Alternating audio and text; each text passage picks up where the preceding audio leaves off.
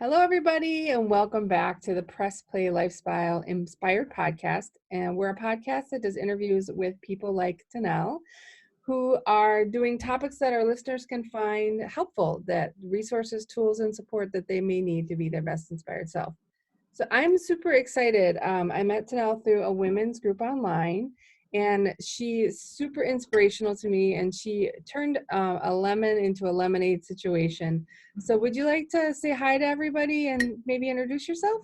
Hello, yes. My name is TaNelle Farnsworth, and I am from Idaho, and I've lived in Idaho for about 15 years.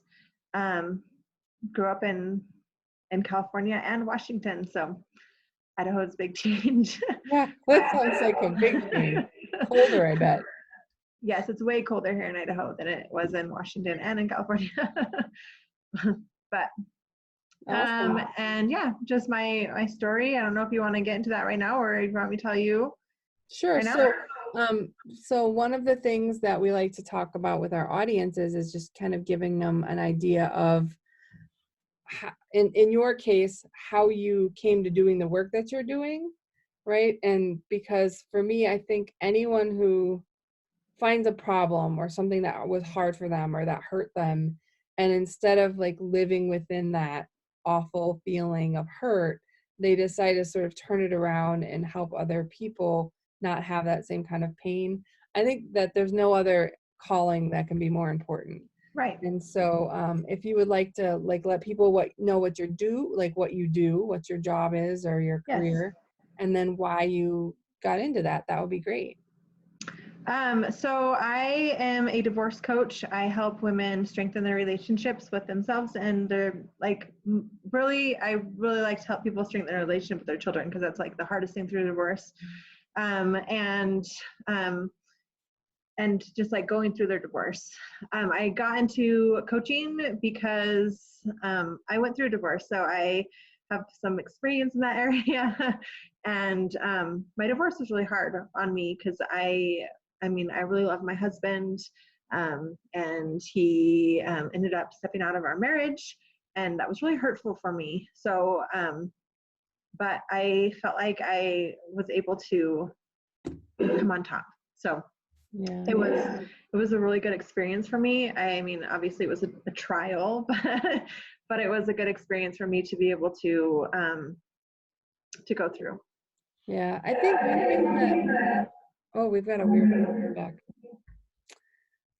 One thing that I find super interesting is that you focus a lot on the children's side of divorce. And so, very small story. My mom has been married 5 times. She married one guy twice. But when she and my biological father were split up, my mom would say the most awful things about my dad. My dad would say equally awful things about my mom. And I was like 12 in that particular divorce.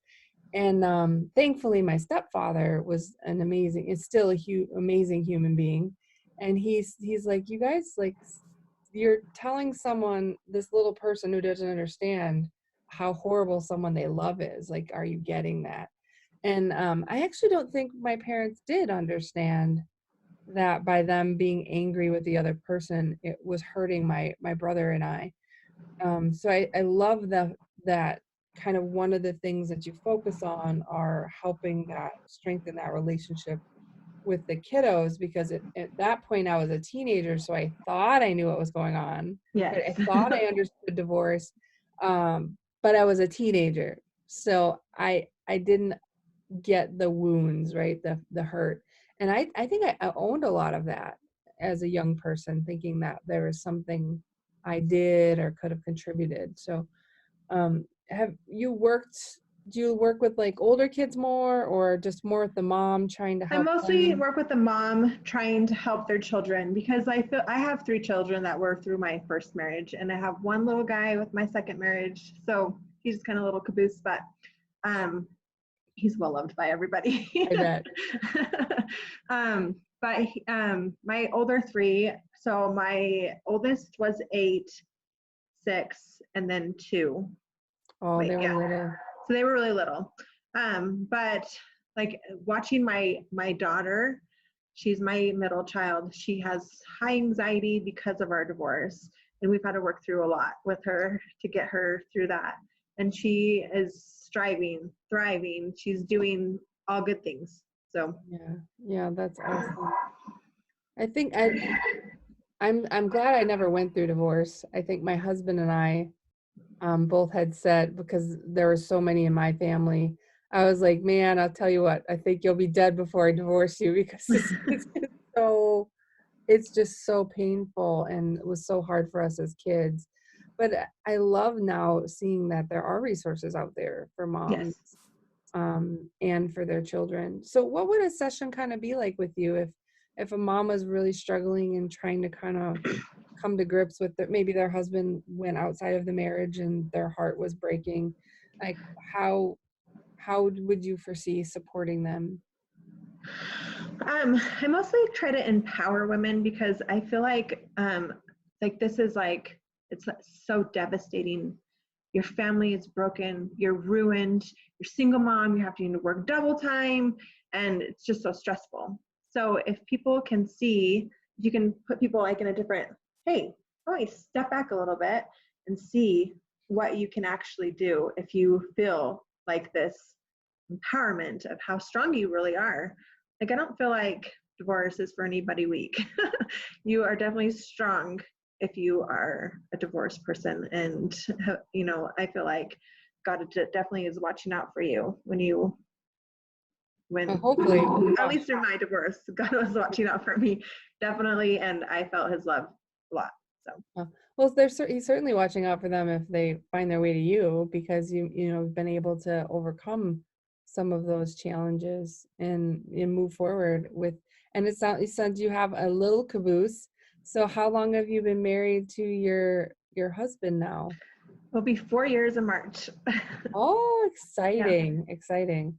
So how is it difficult, like, to trust after a Yes. divorce? Like, Yes. That's something too that I have struggled with through our marriage. And my husband is so awesome. He's very understanding. Like, I'll ask him questions like he works a lot. He works long hours. So I'll be like, I actually have to step back sometimes and be like, all right, like, I'm questioning you a lot, and I have no reason to doubt or not trust him, and I have to step back a little bit and see what I'm doing. But he's very understanding, and but I'll ask questions like, where were you? What were you doing? Who are you with? And he just kind of smiles and, oh yeah, I was just working, like, got caught up with finishing the job and whatever. And I have to catch myself sometimes, and it is sometimes comes back to me because I actually tried to work things out with my first husband, because I didn't want my family to be broken. I really believe that, like, and you figured out, right? let's figure it out. We can make this work. And I'm really grateful that it didn't because I'm so much happier now. And there was a lot of things in my first marriage that just didn't didn't didn't flow like they do now. Yeah. So, but I just am so grateful. Yeah. I literally did I want to say it was yesterday, I did a video, Facebook Live video on, I don't know if a lot of people, you're a lot younger than I am, and not everyone listens to country anymore, but Garth Brooks used to sing this song called Unanswered Prayers. And it's like one of my favorite, because I think sometimes when you're going through something just devastating, and you're like, I just want this to work out. I just want, I want this marriage to work out.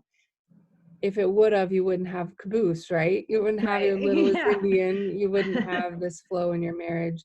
So just sometimes knowing that you might not know the path or what the future is Right. supposed to be, but it may be bad. It could just as easily be greater and amazing as it could be bad.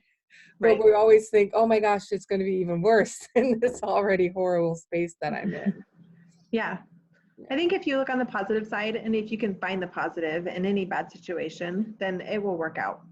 Yeah. That's how I believe that. I truly believe that. Well, it's So, going to happen anyway. So yeah. you're going to have to go through that Might as well be anyway. positive about it. Yeah. So if you had like any if you could give only one or two like strong pieces of advice for a woman that's struggling through a divorce? Her husband gone out on her, and now she's got little people, and she's got to figure out how to do this mom thing as a single mom. Are there any kind of like core pieces of advice that sort of helped you through those really, really hard times? Like I said, I really relied on God to help me. Mhm.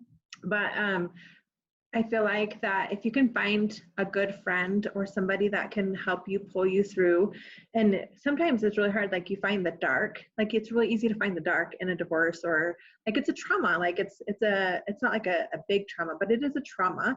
Could be a And big one. like, yeah, it depends on your divorce and how the situation plays out. But I mean, like compared to like watching someone commit suicide in front of you, it's not, I wouldn't, you know what I mean? Like it's Yeah, not I get you. that big of a trauma. But I feel like it is a trauma, and you need support. You need to find somebody that can help you, and you need somebody. It doesn't matter who it is, but as long as you have somebody that is uplifting and can get you through. And I'm doing a group right now. I have a group that I'm in, a divorce support group, and I'm doing free sessions, actually, like VIP sessions, like 30-minute calls, for anybody that joins the group within the next week. And I put a schedule on there. You can see it, and I'm open. We'll put in the body of the podcast, we'll put in your details that you want shared with the audience. Perfect. Yeah. Okay. Oh, it's so nice to know that there are resources out there for people. One thing that you said was, I hope that people heard, where you said you need a friend or you need support. I think it's so important to hear that from someone else, is not only do you not have to do it alone, but you shouldn't do it alone. Right. Like Definitely. standing tall and being tough and I got this is not the right move. Like Right. that doesn't prove you did anything better. Yeah, it just puts more weight on your shoulders. And so if you want to come out of that, maybe not as traumatized and with an opportunity, like, you've moved on and now you have another person in your life, and you have a little person in your life, and you're in a colder state, though. You might have chosen badly there. I don't know, but I'm just kidding. But there's so many wonderful blessings that come along with being supported and not feeling like you had to shoulder the whole burden of that hard time by yourself. Right. Yeah. Well, I want to say thank you so much. I know we had weird scheduling snafus, so I really appreciate you coming on at last moment and letting tell the boys we said thank you for leaving. You guys had a snow day, but we really appreciate it, and I look forward to having everyone see your podcast interview. Thank you. I'm looking forward to it. Thank you for interviewing me. I really appreciate you. You're welcome. You're welcome.